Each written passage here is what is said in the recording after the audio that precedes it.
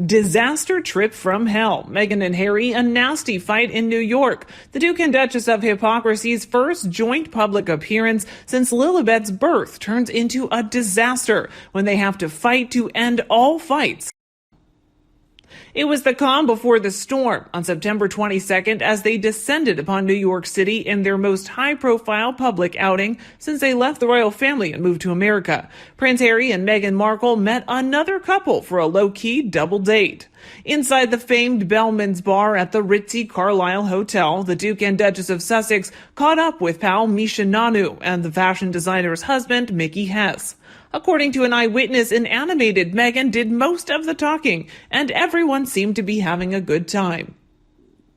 But just one day later, everything changed. Harry and Meghan smiled for the cameras during photo ops while they were in New York. But behind closed doors, they were miserable, says an insider. Shortly before their September 25th appearance on the stage at Global Citizen Live in Central Park, where they put on a united front to promote COVID-19 vaccine equity, Harry and Meghan got into an explosive argument about Lilibet being christened in London, says an insider, referring to the couple's 3-month-old daughter. What started off as Harry voicing some concerns spiraled into the nastiest fight they've ever had. What's worse, their trip was being taped for some TV show, so they were wired and the fight was caught on audio. The Sussex's first child, son Archie, was christened in Windsor Castle in 2019, and Meghan wants a royal ceremony for Lily too, says the insider. Everything was planned. They were supposed to fly to the UK shortly after the trip to New York, but now Harry is having second thoughts. He tried to voice his concerns in their suite at the Carlisle. Chief among them was the ongoing tensions with his family. Things have been fraught since Harry and Meghan made a bombshell claim in a March CBS interview, alleging that the royals are harboring an unnamed racist who made comments about their son and that the firm was, at best, unsupportive of Meghan when she felt suicidal, and at worst, actually contributed to her mental health problems. Now that Harry's working on a memoir to be released next year, also went down poorly back in Britain. A royal christening is a recipe for disaster, explains the insider. Besides having to deal with all the publicity that would come with it, Harry feels it makes sense to give his family more time to calm down. To be honest, he'd prefer to have a small, hassle-free christening for Lilibet in California. Needless to say, that didn't go over well with Meghan, who resources say is desperate for her daughter to be baptized in a royal-sanctioned ceremony because she wants to have a princess title. Meghan was hoping Harry could convince the Queen to give their kids princess and prince titles, as she did for Prince William and Kate Middleton's children, Princess Charlotte and Prince Louis.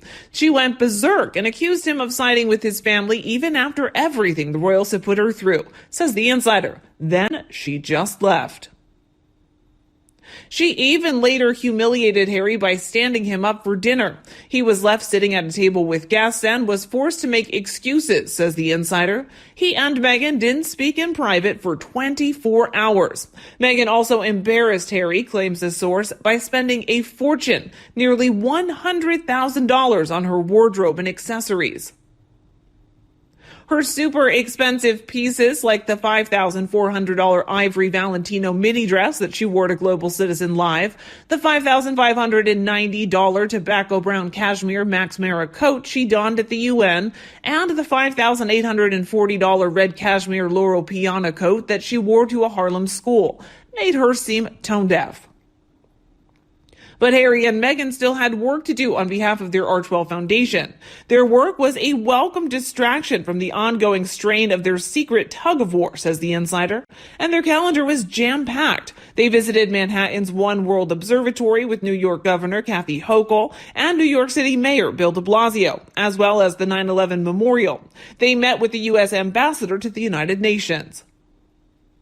Meghan read her children's book, The Bench, to kids at the school in Harlem, and later she and Harry visited nearby Melba's restaurant, where the prince reportedly tried chicken and waffles for the first time before they donated $25,000 to the eatery's COVID-19 Employee Relief Fund. Their trip culminated in their appearance at Global Citizen Live. By the time the couple flew back to California on a private plane to reunite with their children in Montecito the following day, things were getting better, says the insider, adding that they apologized to each other for letting things escalate. Meghan felt terrible and said she was sorry, says the insider. She just needed to blow off some steam. Harry's desperate to keep the peace, and while he's angry at Meghan for doing a disappearing act and things are still a little tense, says the insider, they've agreed that the christening isn't worth fighting over. They've decided to wait for a little and then reassess the situation, but chances are Meghan will get her way.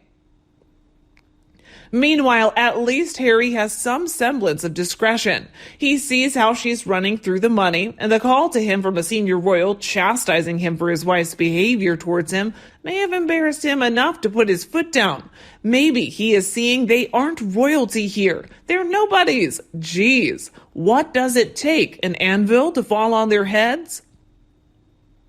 But in truth, we know, but not Harry. Harry does not know that she co-signs these items of clothing and that she's worn for sale. Knowing her MO, she spends his money, plenty of it, on her expensive designer clothes, and then gets a kickback or a discount from the designers, then consigns them, the worn second-hand clothing.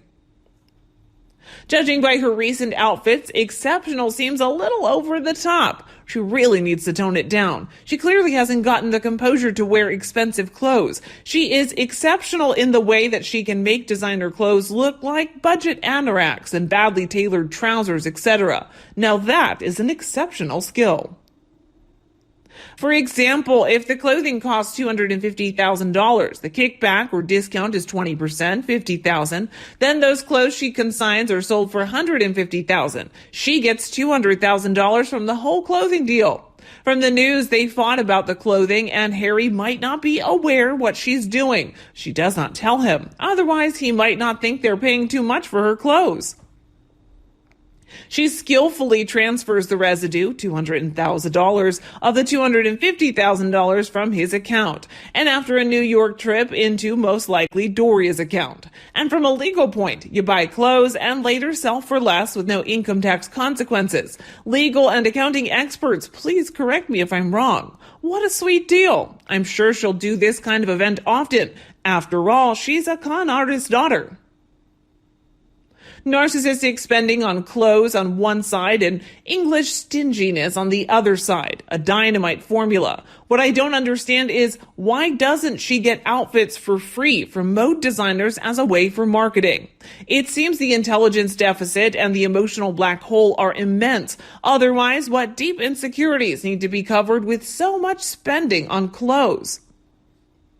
Harry knows his mother would never have turned up at an inner-city school wearing thousands of dollars worth of jewelry and clothes. Diana would have looked smart, but understated. This school in Harlem is a poor, deprived area. To turn up dressed as she was, showing how she could never cut it as a working royal. She has no moral compass and cannot resist putting her bling and designer clothes on the most inappropriate of occasions. Look at me, everybody. I am here and you should be honored that I'm here. That is what she shrieks from her trashy posturings. Those poor kids. What had they done to deserve that circus to come to town in a freak show? Spending too much money on clothes that were not good choices for her and have caused her to be ridiculed and compared to the Joker in that red velvet pantsuit. She can hardly argue it was money well spent. She probably will never wear them again. Harry probably looked and thought, what the hell you got on? And it cost how much? There isn't enough we can sell on Netflix to earn all that back.